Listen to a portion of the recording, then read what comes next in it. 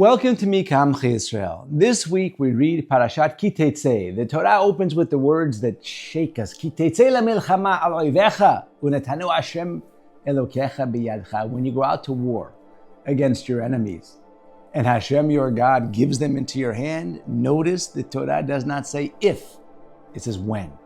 Because war, as we see, it's inevitable. Every Jew is drafted. There are no spectators. Each day we step onto a battlefield, and the battlefield of life itself. And here's the piercing detail. The Torah says enemies in the plural, but into your hand in the singular. Why such a shift in language? Because all enemies converge into one. Temptation, distraction, apathy, vanity, they meet in a single battlefield, our hand. The gifts Borei Olam gives us, our arms, our legs, our eyes, our strength, our very breath. The war is fought in how we choose. Arms, will they raise up in tefillah, or will they strike in anger? Legs, will they run to do mitzvot or wander after vanity and emptiness? Eyes, where do we truly look? This is Ki Teitzeh. Every day is war, and the question is, what will we do with the weapons, with the blessings Borei Olam has placed into the palms of our hands? Just a couple of weeks ago, my Rebbe, Rav Aharon Pessin, was the keynote speaker on Shabbat in Deal, New Jersey, and he shared the following story, a story so raw, so tragic, so real it caught fire. I'd like to share it with you. A number of years ago near Haifa, two groups of Arabs got into a fight. In the chaos, a grenade was thrown, and it exploded beside a boy named YOSEF. 17 years old, his body was shattered. They rushed him to Al Gadan Hospital. The doctors shook their heads. The only chance is amputation. Both arms, both legs, his eyes, otherwise he'll surely die of infection.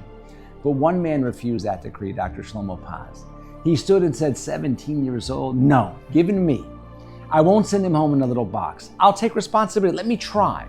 And for months, he labored tirelessly, day after day, night after night, one fragment here, one stitch there, every treatment a battle against despair.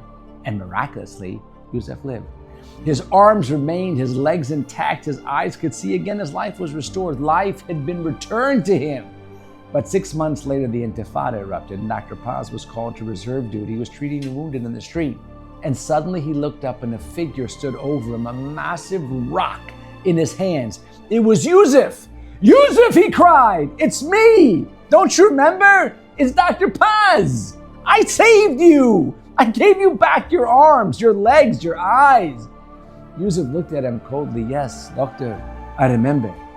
But things are different now. This is the Intifada. And with that, the rock came crashing upon the very man who saved him. Dr. Paz was rushed to Rambam Hospital. His face was shattered. His body was broken. Weeks in a coma. Months of excruciating surgeries followed. Painful rehabilitation beyond our imagination. And yet upon visitation, he told his family, the pain of the operations I endure, but the greater pain is Yosef, the pain of betrayal. The legs I saved, he used to chase me. The arms I restored, he raised to strike. The eyes I gave him turned against me. The pain, he whispered, is worse than death itself, worse than all of my broken body.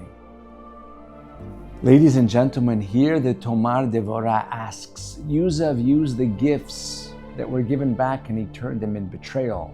But can we honestly say we're so different from Yosef? Do we never do the same? Borei Olam gives us arms, and how do we use them truly? He gives us legs. Where do they run? He gives us eyes. What do they choose to see?